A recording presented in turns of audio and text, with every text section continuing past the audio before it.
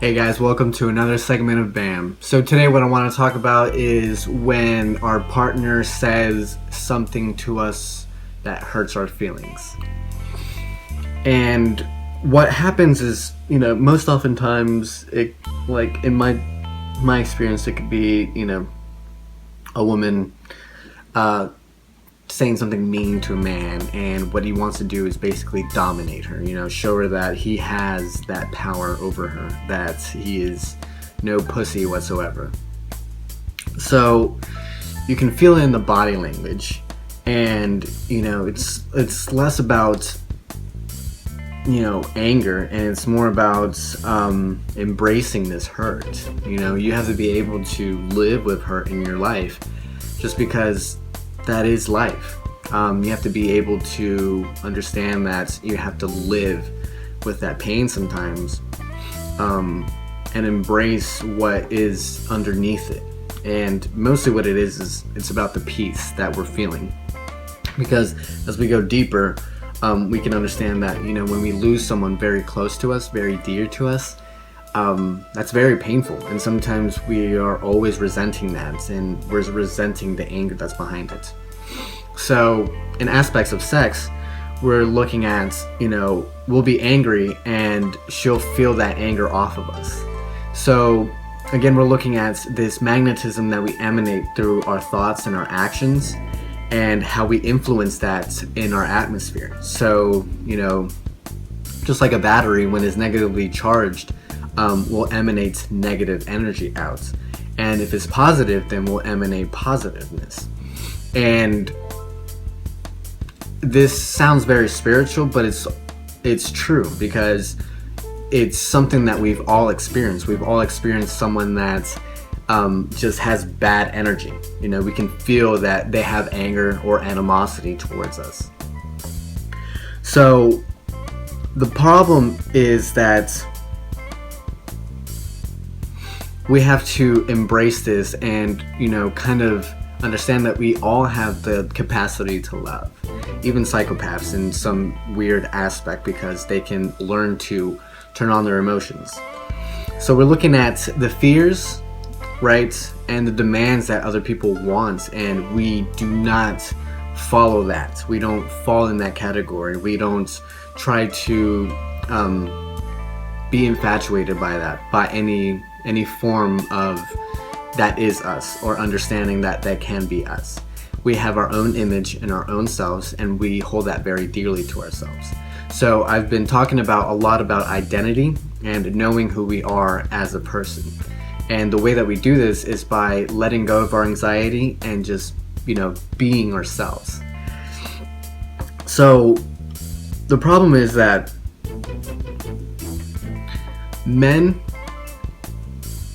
their hearts and their genitals are not connected, while women, their hearts and their genitals are connected. So anytime that a woman experiences deep sex, they also experience a deep spiritual experience. With men, this has occurred through years, because when we first started masturbating, it was emotionless, right? We were all by ourselves. We didn't have anybody to masturbate for us, right? So we didn't have that interpersonal relationship with someone else. It was just about ourselves. And that's what is translating throughout the world. And that kind of happens as we treat sports, sex as a sport, right? Sport sex.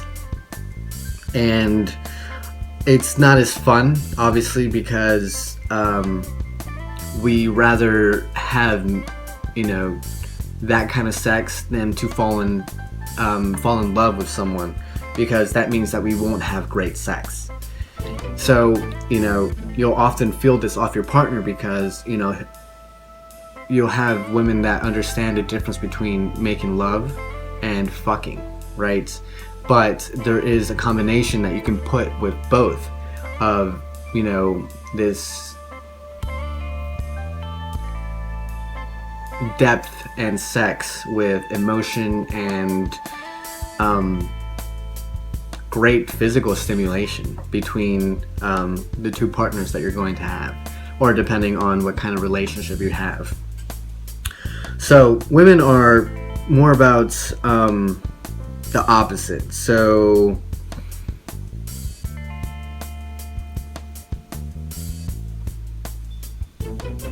it'll take a long time for a man to actually start to feel his emotions as he's having sex. Like, it's really difficult for him to know what's the difference between love and sex, because he can love and basically he'll be soft, and then he'll be really, really, really horny, and then he won't even think about where his heart lies within that relationship. So we're looking at another aspect behind it of how women can be infatuated by the sensation, and they're not into the sexual experience together. It's more about their aspect. And the way that a man could actually help with this is this feeling into her.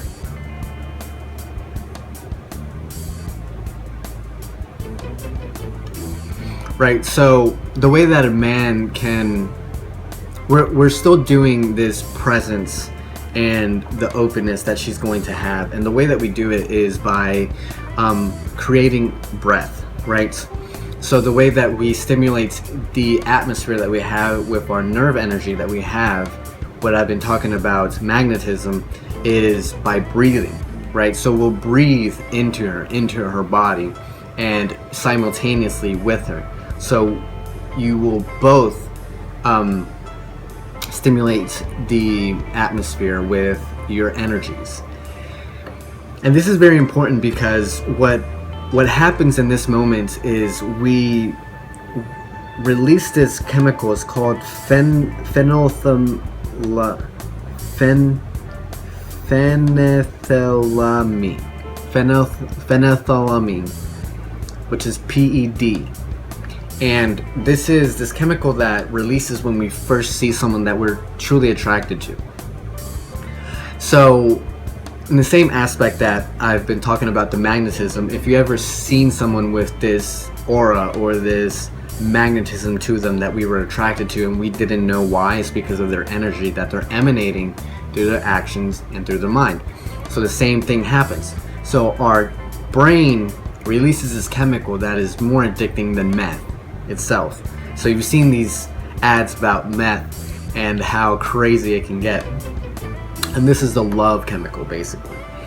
And it's so addicting that we want it all the time. So that's why people will be in really shitty relationships, just because anytime that the emotions from an abusive relationship occurs, this chemical is released. So we need it. Whether we want to be in the relationship or not, it's worth it, kind of like a love addict, right? So basically what we're looking at is not to settle for less than true connection, right? So in the video that I had about cheating, we're talking about the sex, the communication, and the love. So the true connection that we're going to have is between the communication, the connection, and the love. So the later two aspects, and the sex is already embedded with it, so we don't have to worry about one aspect because it's all into one interconnected practice. So of course the body sensations will allow you to delve into this space and allow the emotions to flourish a lot easier. So of course, any woman will tell you that any person that she has deep sex with, will fall in love with.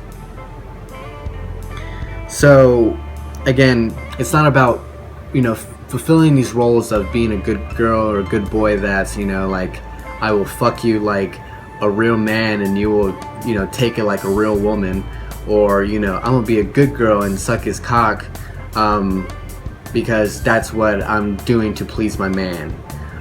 It's about freedom, feeling free. And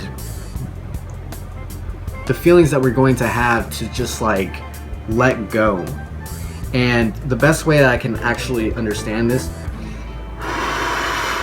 to let you understand what it is to be dissolved into the action, is if you ever took a nap and you felt like you didn't really dream, but you woke up and you were still kind of,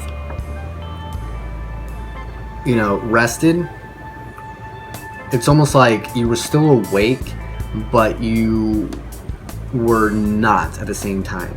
So that's basically what it is. So you're awake in the moment of having sex, but you are kind of unconscious, right? You're kind of lost in the moment. So that's the best way that I can actually describe this.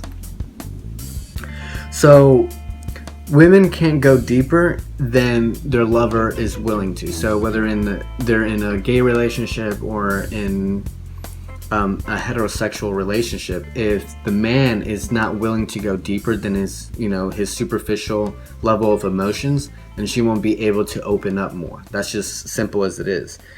And of course, if a woman's not enjoying herself, then a man won't be willing to have more sex with that woman, just because he sees no necessity to do that, because he's just not up to par. Either his ego is hurt, or he'll just find someone else that will reciprocate with the emotions that he needs to feel like a man. So you have to let go. So what I want to leave you with is depth without pleasure is too serious, and pleasure without sex is too frivolous.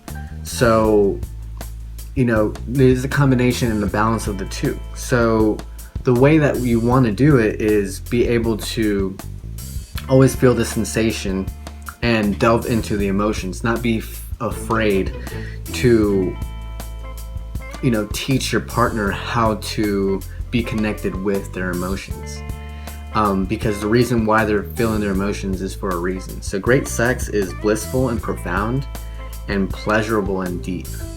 So always keep that in mind. And if you're not living up to any of these four aspects of being blissful, profound, pleasurable, and deep, then there's something lacking either in yourself or in your partner, and it's your duty to help them find that.